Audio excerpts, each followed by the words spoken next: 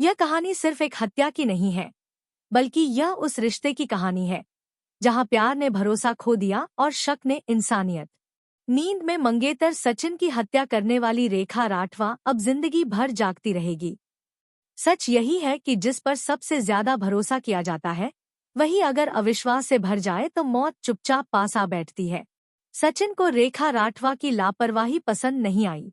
शक की आग में तो वह पहले ही सुलग रहा था। उस दिन रेखा की वह हालत देखकर शक की आग और भड़क उठी। रेखा के क्वार्टर में घुसते ही वह उससे सवाल पर सवाल करने लगा। सचिन के सवालों से आजिज आकर रेखा ने भी गुस्से में कह दिया, जब तुम्हें मुझ पर विश्वास नहीं रहा तो फिर तुम मुझे मेरी हालत पर छोड़ क्यों नहीं देते। सचिन तो गुस्से में था ही। उसने कहा, ठीक है, मैं अब तुमसे विवाह नहीं करूंगा। सचिन की इस बात से रेखा सन्न रह गई। उसने सचिन से इस तरह की उम्मीद नहीं थी। उसने सचिन से यह जरूर कहा था कि वह उसे उसकी हालत पर छोड़ दे, पर उसने यह नहीं कहा था कि उससे विवाह नहीं करूंगी। इसीलिए सचिन की विवाह नहीं करने की बात सुनकर वह सन्न रह गई, क्योंकि सचिन के साथ उसकी सगाई ही नहीं हो चुकी थी, बल्कि करीब 9 महीने से वह उसके साथ पति की तरह रह रहा था। यह बात लगभग सभी को पता चल चुकी थी।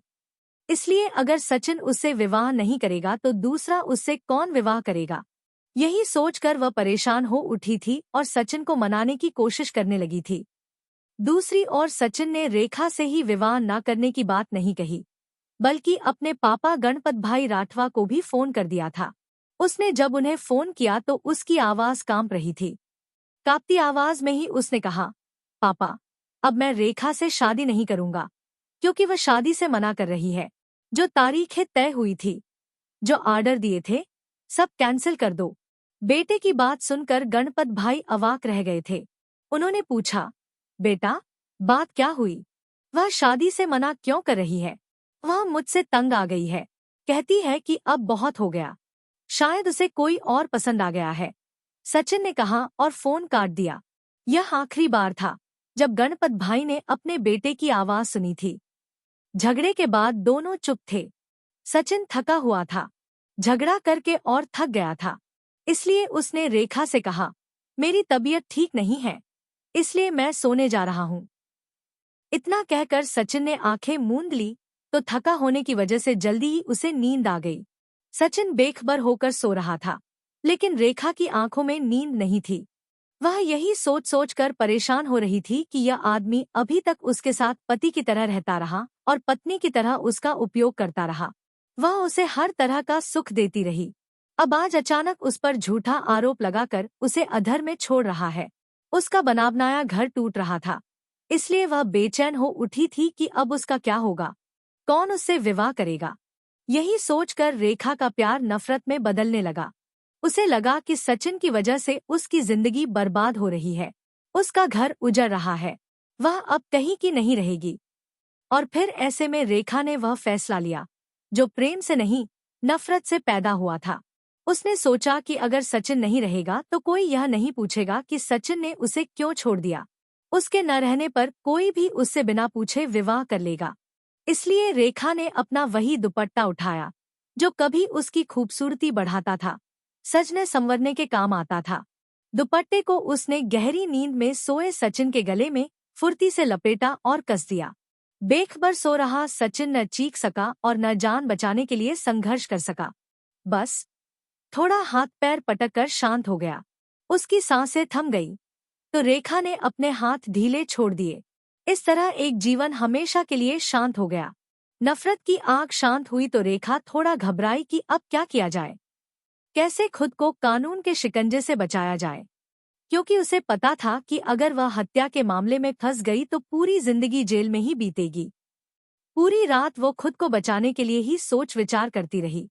सवेरा होने पर वह क्वार्टर से बाहर निकली और पड़ोस में रहने वाले दीपक शाह से बोली, भैया, रात को सचिन अच्छाभला सोया था, अब उसे उठा रही हूँ तो वह उठ ही नहीं रहा है, थोड़ा अंदर आकर देखिए तो क्या बात है।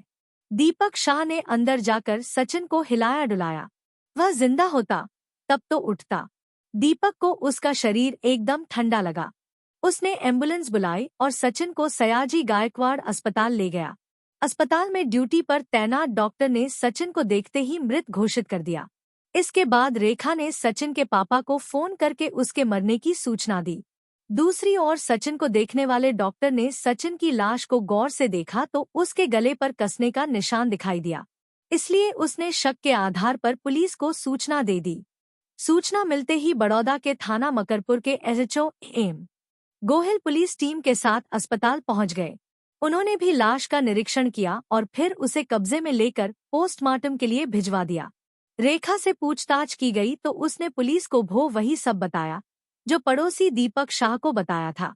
शक तो पुलिस को भी था कि सचिन की मौत उस तरह नहीं हुई जैसा रेखा बता रही है, पर बिना सबूत पुलिस कोई कार्रवाई नहीं कर सकती थी।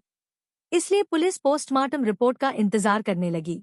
उसी बीच सचिन के पापा गणपत भाई राठवा ने भी आकर पुलिस को बताया कि रात को उनकी सचिन से बात हुई थी। तब वह बिल्कुल ठीक ठाक था। उसने यह जरूर कहा था कि रेखा अब उससे विवाह करने के लिए मना कर रही है। इसका मतलब है कि रात को रेखा और उसके बीच किसी बात को लेकर झगड़ा हुआ था। हालात रेखा को दोषी बता रहे थे, पर पुलिस के हाथ अभी बंधे थे, इसलिए वह कोई कार्रवाई नहीं कर पा रही थी। 3 दिनों तक वही कहानी चलती रही कि सचिन सोया तो उठा नहीं, क्योंकि रेखा पुलिस को गुमराह करती रही थी, जबकि डॉक्टर का कहना था कि यह स्वाभाविक मौत नहीं है। आखिर डॉक्टर की बात तब सच साबित हुई जब पोस्टमार्टम रिपोर्ट आई। पोस्टमार्टम रिपोर्ट ने पूरी कहानी पलट दी। रिपोर्ट के अनुसार गला घोंटकर सचिन की हत्या की गई थी। इसके बाद थाना मकरपुरा पुलिस हरकत में आई। एसएचओ एम गोहिल रेखा को थाने ले आए।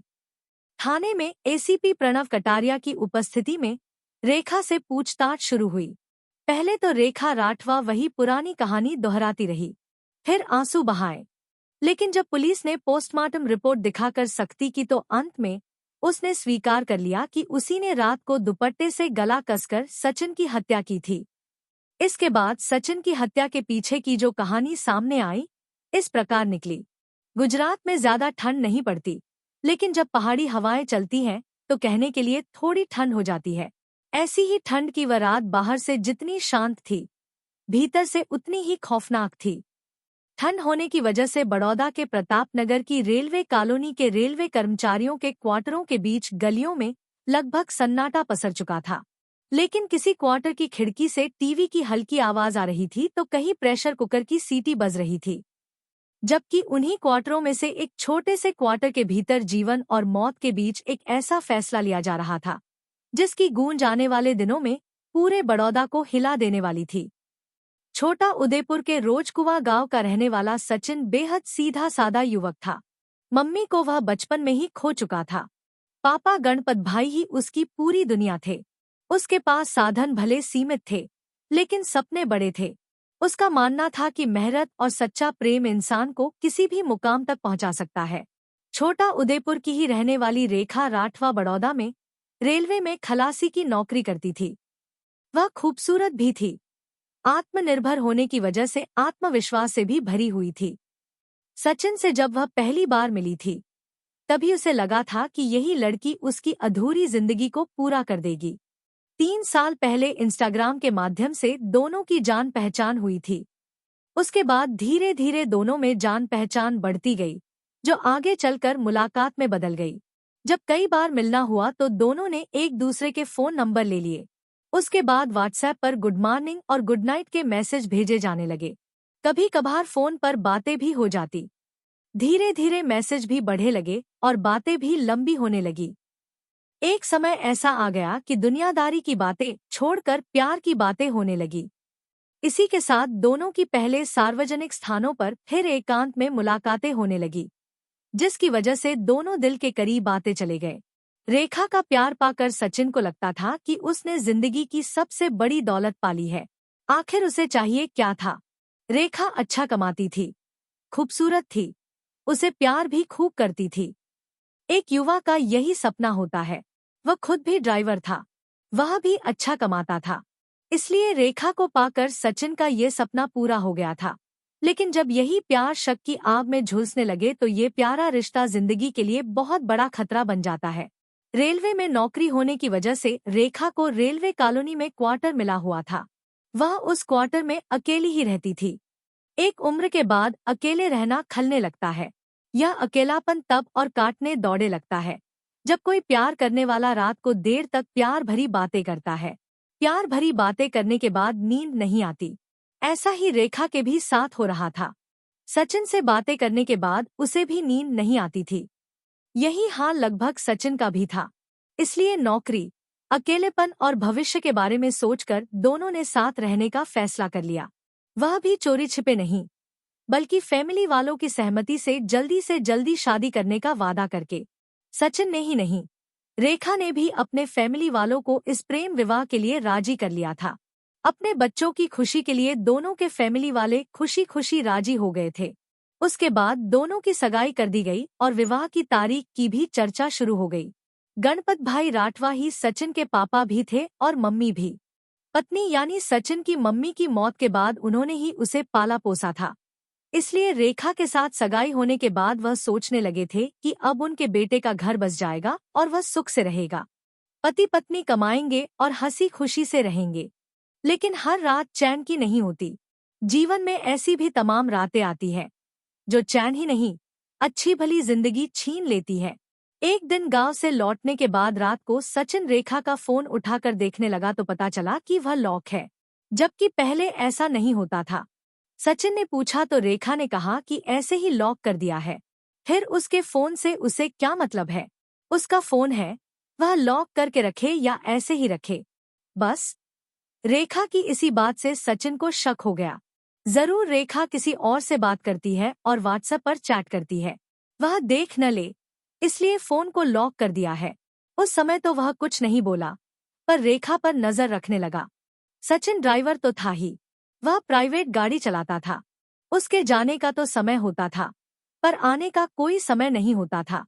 अक्सर वह देर से ही आता था, पर कभी कभार जल्दी भी आ जाता था। जल्दी आने पर उसने कई बार देखा था कि रेखा घर आते समय किसी से फोन पर बातें करती हुई आती है। सचिन सोच में पड़ गया कि वह उससे तो इतनी लंबी बातें करती नहीं, तो फिर किससे बातें करती है? कहीं किसी और से तो वह प्रेम नहीं करती। यह बात दिमाग में आते ही यानी रेखा पर शक होते ही उसका स्वभाव बदलने लगा था। सचिन को लगने लगा था कि रेखा उससे कुछ छिपा रही है। रेलवे की नौकरी, देर से लौटना, मोबाइल पर बार बार लॉक बदलते रहना और किसी से रास्ते भर बातें करते रहना, ये सब बातें उसके मन में जहर घोलने लगी। आखिर सचिन कब तक इस बात को मन में दबाए घुटता रहता।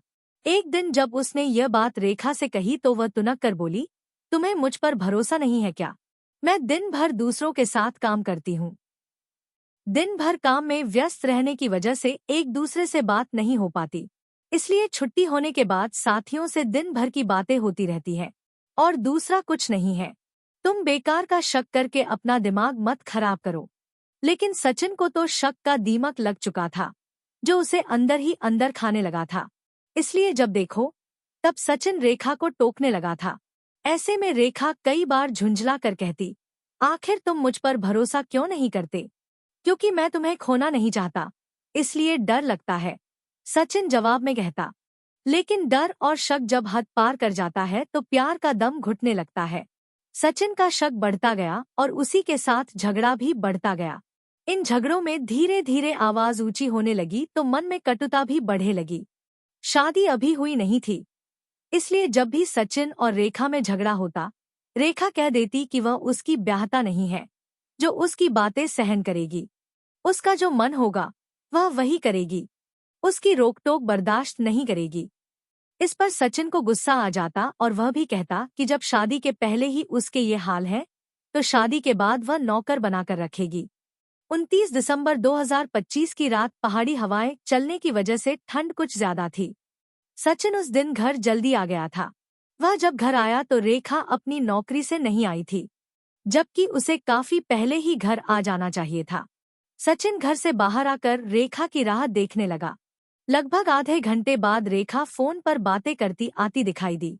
वह किसी से हंस-हंस कर बातें करने में इस कदर तल्लीन थी, जैसे उसे घर पहुंचने की कोई जल्दी नहीं थी, जबकि उसे पता रहा होगा कि अब तक सचिन घर आ गया होगा और उसका इंतजार कर रहा होगा।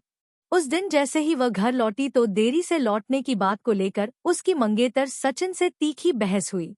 फिर गुस्से में सचिन के शादी करने से मना करने पर वह अपने भविष्य को लेकर चिंता में पड़ गई। उसे सचिन से नफरत हो गई, इसलिए उसे सबक सिखाने के लिए उसने उसकी गला दबाकर हत्या कर दी। रेखा राठवा ने सचिन की हत्या का अपना अपराध स्वीकार कर लिया तो पुलिस ने उसके खिलाफ हत्या का मुकदमा दर्ज कर उसे गिरफ्तार कर लिया। पुलिस अब जांच कर रही है कि सचिन की हत्या के मामले में कोई और तो नहीं शामिल था। पुलिस ने सारे सबूत जुटाकर रेखा को जेल भेज दिया है।